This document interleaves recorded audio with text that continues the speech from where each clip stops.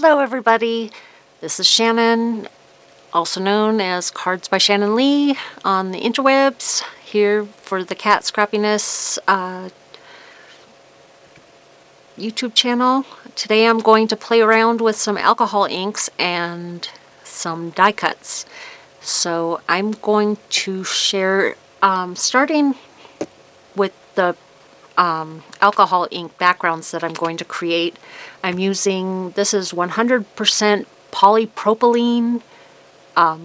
It's alcohol ink and watercolor tree-free paper. It's basically Yupo paper, but under a different name.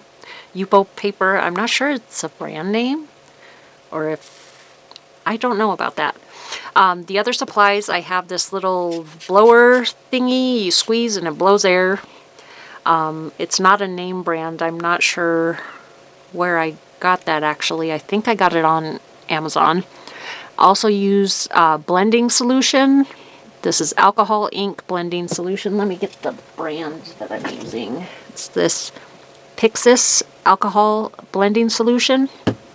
And then 91% isopropyl alcohol. And we're going to start with some of the blending solution, and I'll just do a little swoosh on the paper. And then the alcohol inks I'm using today are the Ranger alcohol inks, starting with Pool, just a couple of drops here and there. And I usually put it right onto the blending solution. Then Lettuce, and a couple of drops here and there, right onto the blending solution. And a little bit of Willow. And these are, Willow and Lettuce are green, and the Pool color is obviously like an aqua teal color. Okay, now that I have my colors down, I'm going to just blow this around a little bit. Now what I like to do is I'll start out with a blending solution, and the difference between the blending solution and the isopropyl alcohol is the blending solution will allow you to move the alcohol inks. It's basically alcohol ink without the color. Now that the 91% isopropyl alcohol, actually I think mine is 99%, but anything 91% or higher will work. But that will lighten your colors. Now what I like to do is I like to get lots of liquid down, not so much all the ink, but lots of liquid down, and then blow my colors around. I notice when I don't have as much liquid down, meaning the blending solution or the isopropyl alcohol, I get these little, the more drippy looking, and I'm not about the drippy looking. I like the larger, more swishy appearance. So I'll just kind of move this around until I'm happy with it. Get my color right after I say I'm not about the drips, and then, but it's not done yet, so you'll see as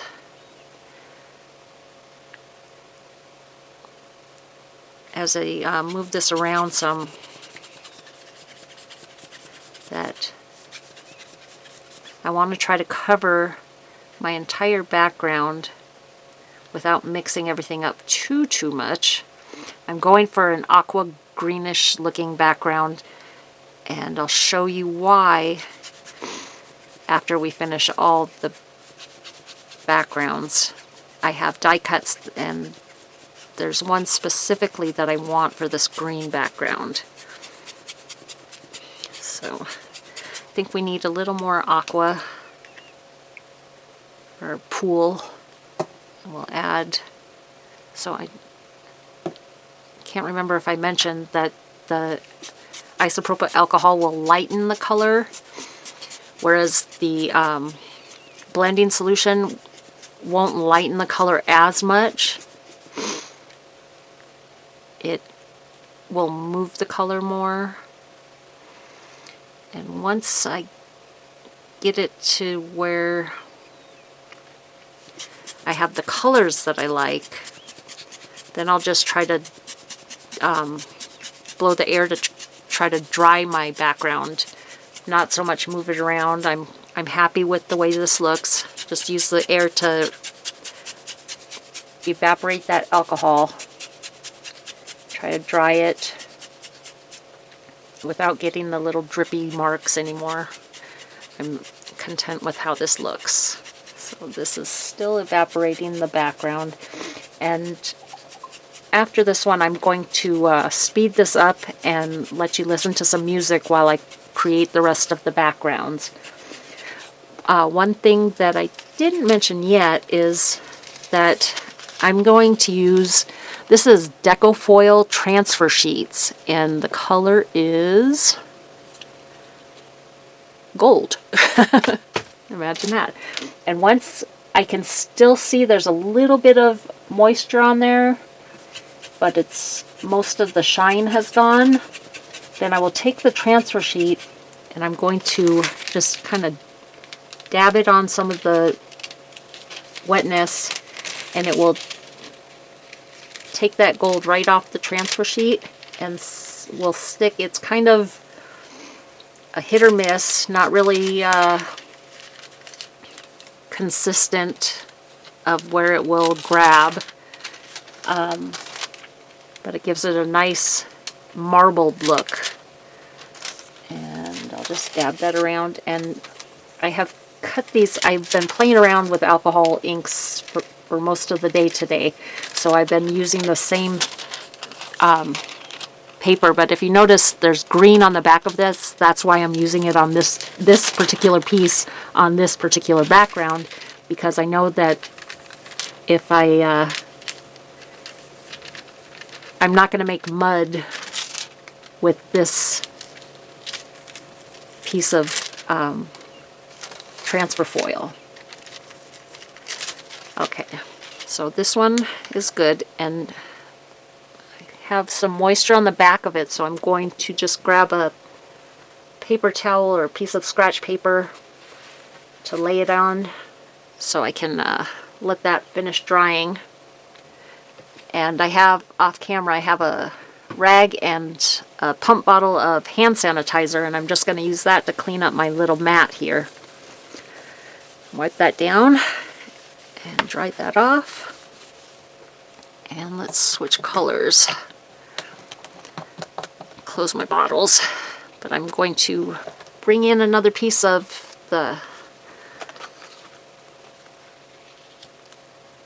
polypropylene paper and start with my next colors. And I'm going to speed this up, but I'm going to use the same process: blending solution, then color, then alcohol solution, or the isopropyl alcohol.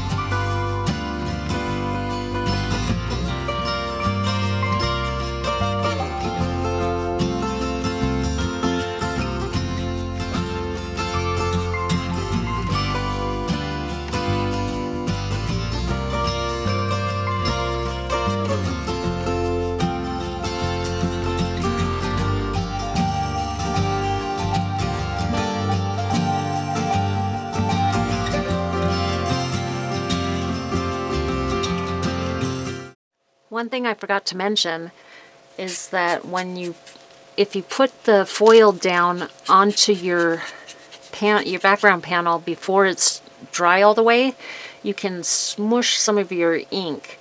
And what I do then is I'll just reactivate that ink with some alcohol and some blending solution and get that moving again so it doesn't have that smushed look. And then I will start the process over again. Bring out a fresh piece and start again with the blending solution. And with the salmon,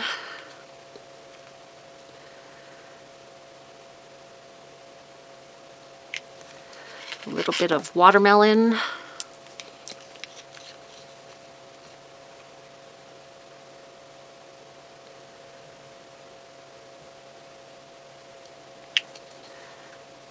and some boysenberry.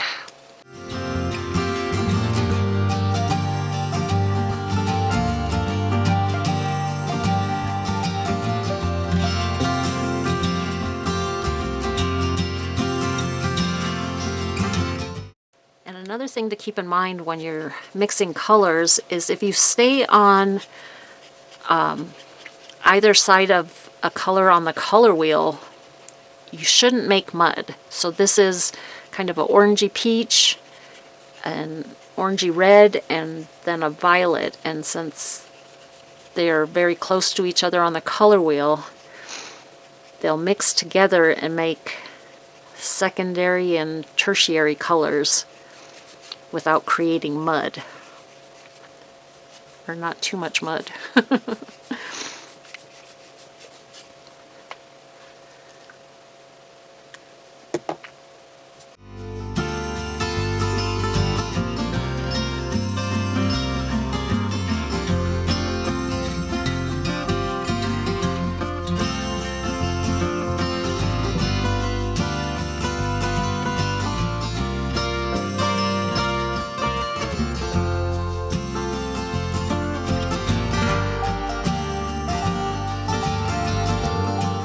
Okay, we have one more background that I'm going to make, and the colors I'll be using for this one will be latte, pebble, and mushroom. They're all brown shades, or all shades of brown, tints of brown. Can't remember how that, you know what I mean. Okay, let's start with mostly latte because it's a lighter color. And then a little bit of mushroom. I'm going for a coffee stain look. A little bit of pebble.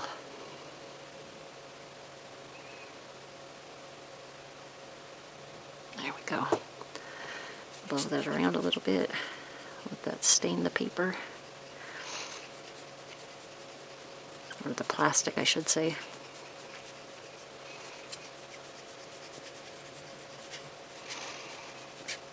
Let's bring in some alcohol.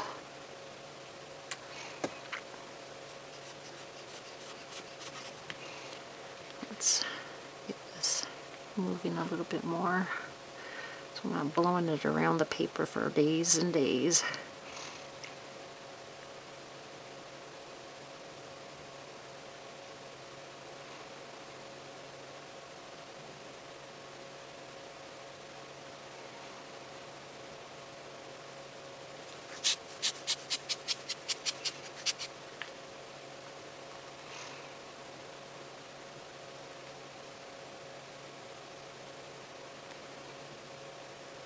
It's all mixed up, so I think I'll add some more of the pebble and the mushroom, I think. Mushroom and pebble. Let's move these around a bit. That looks good. I'm happy with that. This one I don't want to add any of the foil to. I'm going for the coffee look, and you'll see why in just a minute. I'm gonna set these aside to dry, and I'll come back when they're finished drying. I should have started out by explaining all of the dyes that I'm going to use in my card making, so I guess I'll start out now. The first die set we're going to use is called Cuppa Love Shaker Card, and I will be using the coffee cup, the little squatty coffee cup, and the shaker frame, and the full coffee cup die, the spoon, and then also the got coffee, or the layered got coffee die, and then we have the floral heart. Let's see, there we go. The floral heart, and then I'm using with that one the rainbow hugs. And this is Rainbow Hugs Word with Shadow die. And I'm only going to use the hugs. The rainbow and the hugs are two separate words, so I'm only going to use the hugs and I'm not going to use the shadow. So I'm going to set these aside because I've already die cut everything. And on one of the floral hearts, I've gone ahead and done some Copic coloring on the flowers and the vines. And the rest of them I'm leaving just white. And I've layered them up. Most of them are, well, I should say 2 of them are layered up with 2 dies, or die cuts, and 2 of them are layered 3 die cuts thick. And I'm using the Accent heavyweight cardstock. It's, I believe, 120 pound. So we're going to use those, and the hugs, I've also layered these up, but I've only layered them up too thick. So they're just a little bit thicker because that cardstock is such a heavy weight. 2 die cuts thick is actually quite thick. Then the same with the Got Coffee die cuts. I've layered those up, and the cup I've layered up, I think it's about 5 or 6 thick, and this is the same Accent white cardstock, but I've gone ahead and colored it, and I colored another layer, and we have 1 layer of acetate. You see that there? A layer of acetate that's going in between the top layer and the other glued layers, and that's will fill up the inside of this with our shaker bits. So I want to start out with the brown background, and we'll make our shaker card. Let me get my glue. And we'll start out with, where's my tweezers? I need my tweezers. Start out with our cup. Let me put my sentiment here. Have that in the corner. And better put our spoon down too. And we'll put our cup right here. That'll work. I'm just going to glue this down. Huh. I'll be right back. I have to unclog my glue gun. This is the first time that's happened. Okay, I'm back now. We're all unclogged, and I called it a glue gun. It's not a glue gun, it's the glue press. And it's actually the bottle in the glue press that got clogged. Just get some glue around the frame of this so that it'll adhere nice and tight to the polypropylene paper. Okay, here we go, right about there. Don't wiggle. Stay put. Oh, we have a little bit of glue poking out. I'm going to have to clean that up. Get my little towel here because I don't want my shaker bit sticking to the glue.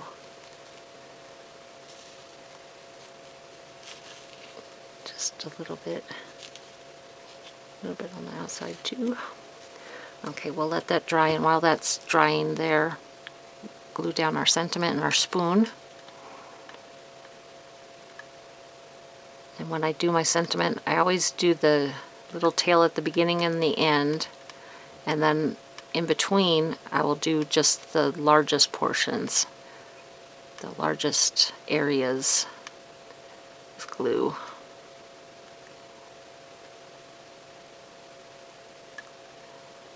Oh, and the T's, little swishes on the T. Can't forget that.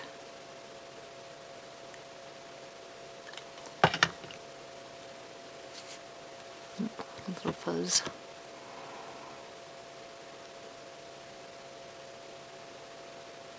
Here we go.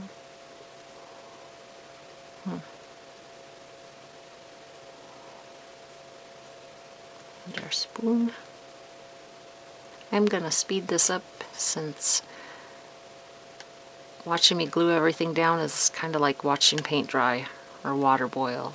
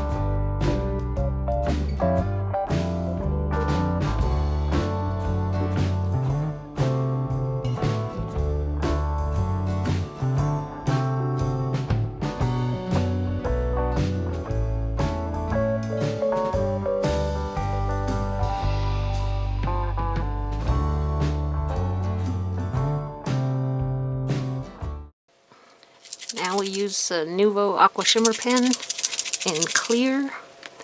It gives some shine to our sentiment here. Just on the largest portions of it.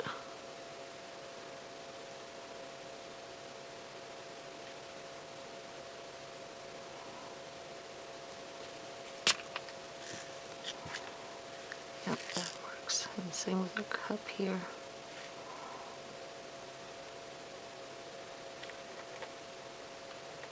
Oh, I almost forgot the coffee beans.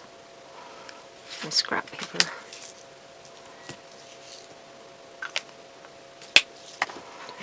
Have coffee beans. These are called coffee beans small. And I put them in this little container here.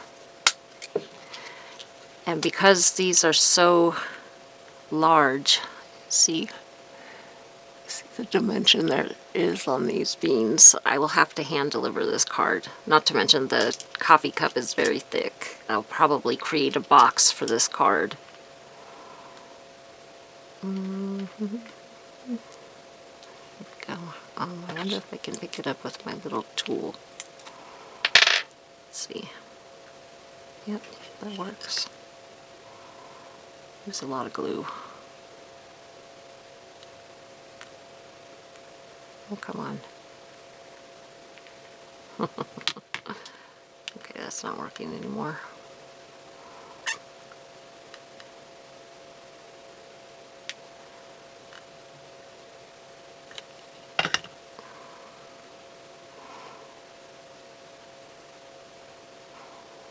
Now I'm going to add these to some top folding note cards, and I'll be right back and show you the finished products. So here are the cards mounted on the top folding note cards. And I added some, these are called Iridescent Clear AB Droplet Sampler Pack from Scrappiness. And these have lots of shine, and for some reason my camera is just not picking up that shine on there. Probably because of all the shine from the from the alcohol ink backgrounds. But here we go. These are my cards. Thank you so much for watching, and until next time, bye for now.